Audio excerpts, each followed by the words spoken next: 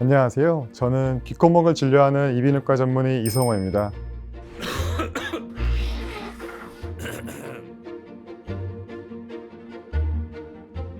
콧물 때문에 뭐 얼마나 불편하겠어 라고 생각하는 분들이 있습니다. 하지만 제가 진료실에서 보는 환자들은 콧물 때문에 미치겠어요 라고 하고 오시는 분들이 더 많죠. 특히 아이들은 자기 힘으로 코를 풀지 못해 고생할 때가 많은데 부모님들이 일종의 빨대처럼 생긴 콧물 흡입기로 콧물을 쫙 빨아주기도 하시고요. 콧물이 이렇게 줄줄 흐르고 목 뒤로도 넘어가고 코가 막혀서 입으로 숨을 쉬니 목도 마르고 머리도 아프고 이렇게 고생하시는 분들이 생각보다 많습니다. 그래서 오늘은 코감기 간단하게 빨리 낫는 법을 4단계로 나눠서 설명해 드릴 텐데요. 첫 번째로 강조하고 싶은 것은 바로 코감기와 알레르기 비염의 차이점을 아는 것입니다.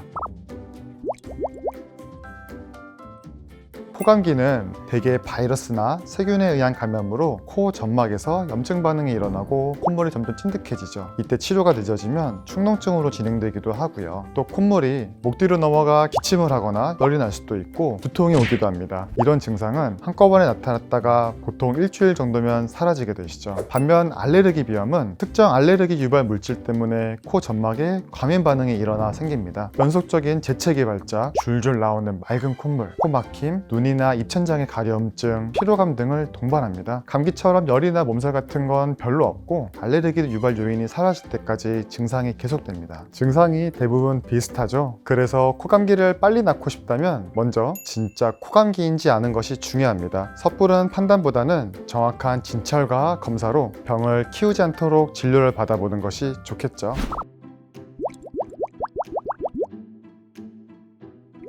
코감기는 감기 바이러스에 감염된 것이기 때문에 누군가로부터 옮거나 다른 사람에게 옮기지 않기 위해서는 철저한 위생관리가 필요합니다. 기침이나 재채기를 할 때는 옷소매를 이용해 막아주시고요. 손을 구석구석 깨끗하게 씻고 마스크를 착용해 나 자신과 타인에게 전염되는 걸 막아야 합니다. 콧물을 닦아낸 휴지도 잘 버리셔야겠죠. 콧물도 제대로 푸는 법이 있습니다. 보통 양쪽 코를 휴지로 막고 풀게 되는데 이때 팽 하고 세게 풀면 오히려 코 안의 염증이 부비동이나 이관으로 전파될 위험이 있습니다. 따라서 이렇게 한쪽씩 막고 푸는 것이 다른 부위로의 감염을 막고 훨씬 효과적으로 콧물을 제거할 수 있는 방법입니다. 그리고 만약에 코를 팽 풀었을 때 한쪽 귀만 자주 먹먹해진다면 같은 쪽 손으로 귀를 눌러서 막고 다른 한 손으로만 코를 푸는 것도 방법입니다. 이관을 통해 중의로 콧물이나 공기 압력이 들어가는 걸 방지해 줄 수 있기 때문입니다.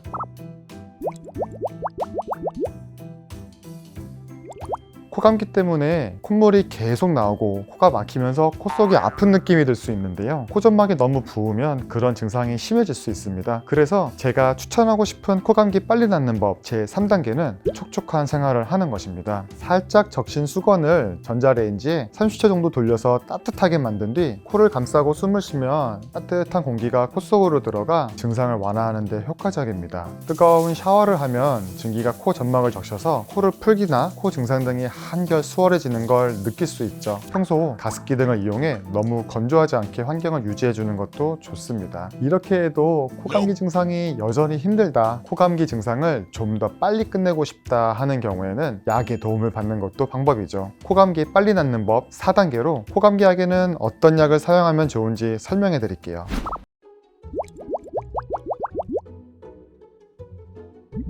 사실 감기 바이러스는 200여 종이 넘기 때문에 딱히 치료제가 없고요. 대신 증상치료, 즉 대증요법으로 치료를 합니다. 콧물, 발열, 두통 등 각 증상에 맞는 치료를 하게 되는 것이죠. 그러니까 코감기 약도 본인이 가장 불편한 증상에 맞춰 선택하면 됩니다. 코, 노우즈 라는 단어가 들어간 감기약이 코감기약인데요. 주로 모세혈관을 수축시켜 코막힘을 개선시키고 코 주변에 점액이 잘 생기지 않도록 도와줍니다. 단, 고혈압이나 전립선 비대증 등이 있는 경우에는 의사와 상담이 필요합니다. 몸살이나 두통, 열이 나는 증상으로 힘들다면 해열 진통제를 먹으면 됩니다. 항히스타민제는 흔히 말하는 알레르기 비염약인데요. 코감기의 가장 불편한 증상인 콧물과 재채기를 해소하는 데 효과적입니다. 근데 비염약은 좀 졸릴 수 있어요. 과민 반응을 가라앉히려다 보니 진정작용과 졸음으로 일상생활이 좀 힘들 수가 있거든요. 이럴 때는 졸음 증상에 완화된 메키타진 같은 2세대 항히스타민 성분과 각성작용이 있는 카페인 성분이 들어간 것을 선택하는 것도 요령입니다. 이런 이번 2세대 항히스타민제는 졸음, 입마름, 안구 건조 등을 개선하고 작용 시간은 길어져 더 효과적입니다. 2세대 항히스타민제는 8시간 정도 지속되기 때문에 하루에 한 번만 먹으면 될 정도로 간편합니다. 그 외에 코막힘, 콧물, 염증 등을 완화해주는 슈도에페드린, 벨라돈나, 글리시리진산 등과 같은 성분도 복합되어 있으면 금상첨화겠죠. 눈치채셨겠지만 코감기와 알레르기 비염은 증상이 워낙 비슷해서 비염약을 코감기에도 사용한답니다. 그리고 사실 가장 중요한 것은 코감기로 컨디션이 안 좋을 때 무리하시면 절대 안 된다는 사실입니다. 필요하거나 스트레스를 받으면 우리 몸의 치유 능력이 더 떨어지기 때문에 잘 자고 잘 먹고 무리하지 않고 푹 쉬는 것이 중요하다는 점 잊지 마세요.